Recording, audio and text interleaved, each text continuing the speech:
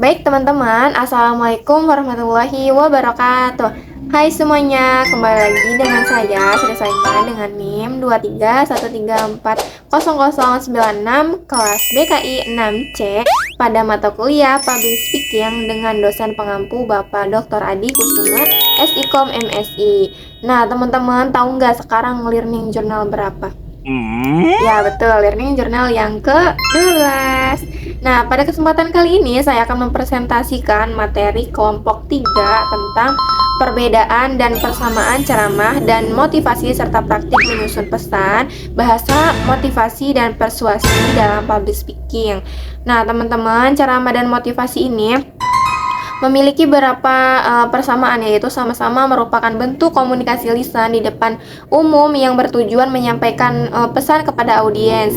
Nah, keduanya ini juga disampaikan oleh seorang pembicara kepada banyak pendengar dan memiliki tujuan untuk mempengaruhi pola pikir, sikap, maupun perilaku audiens.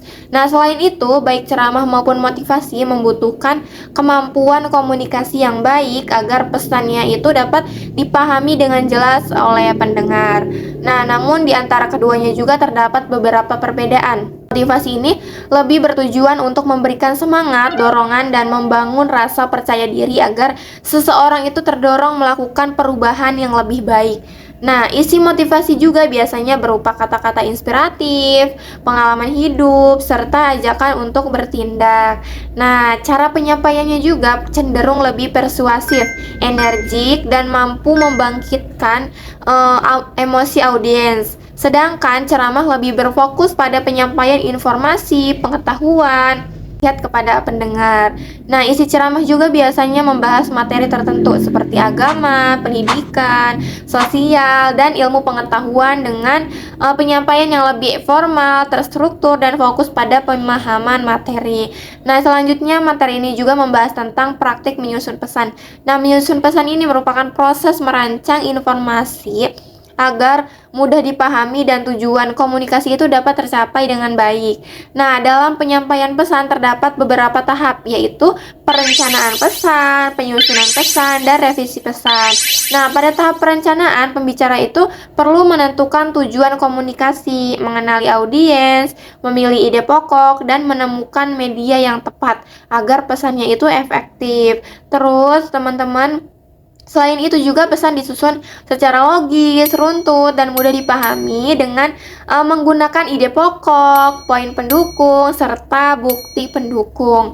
Nah, tahap terakhir adalah revisi pesan, yaitu memeriksa dan memperbaiki pesan, bahasa, dan penyampaian agar pesannya itu menjadi lebih jelas dan menarik.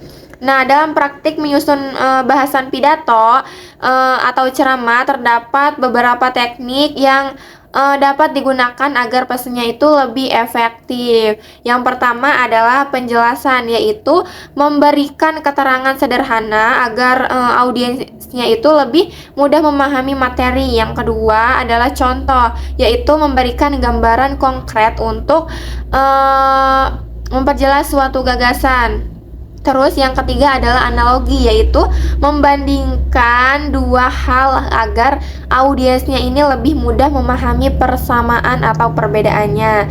Nah, yang keempat adalah testimoni, yaitu menggunakan pendapat ahli atau kutipan tertentu untuk memperkuat pembicaraan. Dan yang terakhir adalah statistik, yaitu penggunaan data atau angka yang untuk memperjelas dan meyakinkan audiens terhadap pesan yang disampaikan.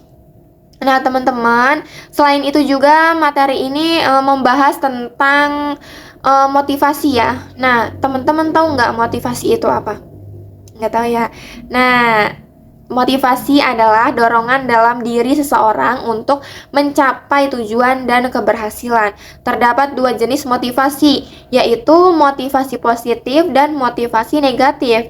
Nah, teman-teman, motivasi positif ini dilakukan dengan memberikan penghargaan atau hadiah sehingga dapat meningkatkan semangat dalam jangka panjang. Sedangkan motivasi negatif ini dilakukan dengan memberikan hukuman agar seseorang itu terdorong memperbaiki dirinya. Namun biasanya hanya efektif dalam jangka pendek. Kemudian terdapat juga pembahasan mengenai persuasi ya. Nah, komunikasi persuasif adalah seni mempengaruhi orang lain agar mengubah sikap, pandangan, atau perilaku melalui kata-kata maupun tindakan.